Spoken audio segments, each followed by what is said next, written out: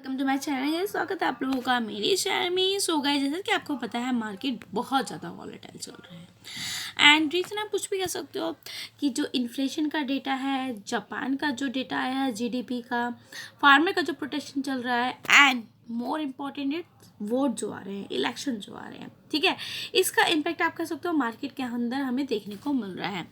Guys, अगर मैं आप लोगों को बताऊँ तो हमारा जो नियर अबाउट जो हमारा निफ्टी बैंक है वो 200 पॉइंट नीचे है। निफ्टी आज हमारा 135-140 पॉइंट नीचे चल रहा है, मतलब गिरावट इसमें देखने को मिली इतने पॉइंट की। एंड सेंसस की बात की जाए तो सेंसस तो 500 पॉइंट नीचे देखने को मिल रहा है। गाइस, पिछले 3 दिन से, मतलब सॉरी आज तीसरा दिन है, पिछले 2 दिन से मार्केट बहुत ज़्यादा गिरावट के साथ काम कर रहा है। कहाँ 22,000 का इसने छुआ था एंड अब 21,600 के लेवल पे निफ्टी हमें देखने को मिलता है। गाइज, ऑल ओवर अगर बात करें डाउ जोन की, तो डाउ जोन में भी देखो गिरावट देखने को मिली है कल के दिन, ठीक है। क्रूड ऑयल में भी कहीं ना कहीं गिरावट देखने को मिलती है एंड नेस्डैक इसमें भी गिरावट है एंड डॉलर भी कहीं ना कहीं थोड़ा बहुत कमज़ोर हुआ है। बात की जाती है गाइज अब इसकी S&P 500 की, तो S&P 500 में अगर आप देखोगे तो इसमें भी हल्का फुल्का गिरावट देखने को मिला है। एज इंडियन मार्केट मतलब इतना वॉलेटाइल, बहुत एक हर किसी के लिए बहुत बड़ा क्वेश्चन मार्क हो जाता है क्यों है। बट थोड़ा सा हमें रडार लेवल पे न्यूज़ पे थोड़ा सा मतलब देखते चलना पड़ता है कि ऐसी चीज़ें क्यों हो रही हैं, रीज़न क्या है। कुछ तो आपको पता है कि अभी अभी रिजल्ट्स भी कहीं ना कहीं इम्पैक्ट करते हैं मार्केट को, ठीक है। जब किसी बड़ी कंपनी का रिजल्ट आ जाता है तो हमें ये कहीं ना कहीं चीज़ें देखने को मिल जाती हैं। साथ के साथ अगर मैं बताऊँ इंडियन एडीआर की, तो इंडियन एडीआर में अगर आप देखोगे ना, इन्फोसिस में गिरावट है, ICICI बैंक बढ़ा हुआ है, HDFC बैंक में भी एडीआर में, एंड वहीं एडीआर विप्रो एडीआर में भी कोई भी मूवमेंट नहीं है। एंड मेक माई ट्रिप में, मतलब मेक माई ट्रिप में भी कम से कम नियर पॉइंट्स की गिरावट देखने को मिलती है। गाइज, एक और बहुत बड़ा स्टॉक है जिसके बारे में सबको पता होगा, लगातार वो गिरता ही जा रहा है, गिरता ही जा रहा है, ठीक है। मैं बता दूं, उसका नाम है पेटीएम। पेटीएम में आप देखो आज भी नियर अबाउट 10% की गिरावट देखने को मिल रही है। गाइज, चार्ट अगर आप देखोगे, चार्ट में एक ऐसा मूवमेंट बना हुआ है कैंडल चार्ट का।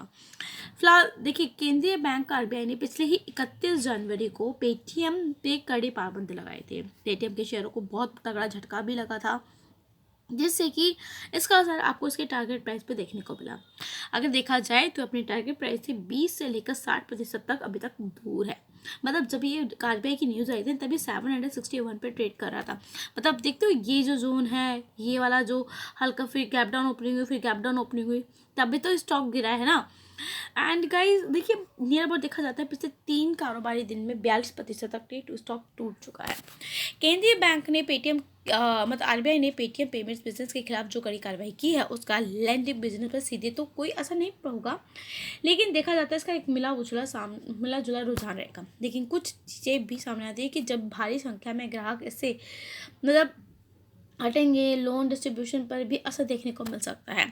एंड इसका असर आप कह सकते हो सिर्फ वॉलेट्स बिजनेस पे नहीं दिखेगा। पेटीएम के सभी जितने भी 33 crore wallets Paytm payments bank है उसके पास भी हो गई, ठीक है। गाइस देखिए, पेटीएम के शेयरों को अंडर परफॉर्म या आप कह लो कि एक डाउन ट्रेंड वाले रेटिंग देखने को मिलती है, जो आप नॉर्मली आप देख सकते हैं। बहुत से ऐसे हैं जो रेटिंग देते हैं स्टॉक को, ठीक है। पेमेंट्स बिजनेस पर RBI की कार्रवाई के चलते इसका EBITDA करीब 20 से लेकर 30% तक घट चुका है एंड EBITDA को करीब 20 से 25% मतलब 25 का झटका लगा सकता है और भी। एंड देखिए, स्टॉक और भी बहुत तगड़ा जाकर गिर सकता है। अगर मैं आपको बताऊं तो इसको जब लोअर सर्किट लग जाएगा ना, तो लोअर सर्किट का जोन है गैस इसका 342 रुपये। एंड गैस की टारगेट प्राइस तो यहाँ पर अब मैटर करते ही नहीं। एंड आई होप काफ़ी लोगों ने इस पॉइंट पे प्रॉफिट बुकिंग कर ली होगी, लेकिन आप अभी भी वेट करके यहाँ पर आए हो ना, तो गैस नो डाउट अभी RBI की तरफ से ऐसे कोई क्लैरिफिकेशन नहीं आया है, ठीक है, इसके रिगार्डिंग। तो स्टॉक 342 से नीचे जा सकता है, 300 और 305 के जोन में आ सकता है, क्योंकि वहाँ भी एक इसका मतलब एक हैवी फॉलिंग देखने को मिलता है। अगर स्टॉक गिरा तो इसमें तगड़ी गिरावट आ सकती है। अगर इसने आज के दिन मतलब लगा लो ये जो कैंडल बनी है, प्रीवियस कैंडल को अगर इसने ब्रेक करके ऊपर कैंडल बनाता है तो हाँ थोड़ा सा एक मूव चेंज हो सकता है, लेकिन अगेन आपको उसके अंदर गिरावट देखने को मिल सकती है और इसका 300 पॉइंट तक की ₹300 तक आ सकता है। तो गाइज ऐसे स्टॉक में मैं आपको कभी नहीं कहूँगी जो रिस्की स्टॉक होता है आप इसके अंदर इन्वेस्ट करके चलें। आपको ऐसे में पहले ही अपना प्रॉफिट बुक करके निकल जाना। ये नहीं है कि आप लॉस बुक करके निकल रहे हो, ठीक है। तो चीज़ों को थोड़ा समझो, उस पर आप इम्प्लीमेंट करो, देन तब भी इन्वेस्ट करके चलिएगा। ऐसा नहीं है कि लोग बोल रहे हैं नहीं पेटीएम गिर रहा है तो आज हम इस पर इन्वेस्ट कर लेते हैं। ये आपकी सबसे बड़ी मिस्टेक, आप बिग मिस्टेक कह सकते हो। ऐसे ही लोग जो गिरती हुई कंपनी में पैसा लगा देते हैं ना, फिर क्या है गाइस, ऑपरेटर गेम खेलता है। आपने देखा था अभी स्टॉक का प्राइस कितना चढ़ा, तो यहाँ कौन खेल रहे थे? ऑपरेटर गेम खेल रहे थे गाइस। प्रॉफिट बुकिंग चल रही थी। आप कह सकते हो कि मतलब लाइक ऑपरेटर ने बढ़ाया, फिर यहाँ पर आप देखो कितना तगड़ा गिरा है। आप इस चीज़ को थोड़ा सा देर सोच के चलो। ऐसा नहीं है कि अगर स्टॉक ऊपर जा रहा है, नहीं कुछ तो बात है, कुछ तो अंदर की बात है, ऐसा नहीं है। कई बार ऑपरेटर गेम खेलते हैं, वो पैसा लगाते हैं, देन उसके बाद प्रॉफिट बुक करके निकल जाते हैं, और नुकसान किसको होता है? रिटेल इन्वेस्टरों को होता है। तो आपको थोड़ा सा ध्यान रख के चलना है। आम पब्लिक जो इसके अंदर पैसा लगाती है उनको भी कहीं ना कहीं नुकसान का सामना करना पड़ जाता है। क्यों? क्योंकि वो चीज़ों को नहीं समझते हैं, वो नहीं देखते हैं, कहते नहीं स्टॉक गिर रहा है तो हम आज खरीद लेते हैं।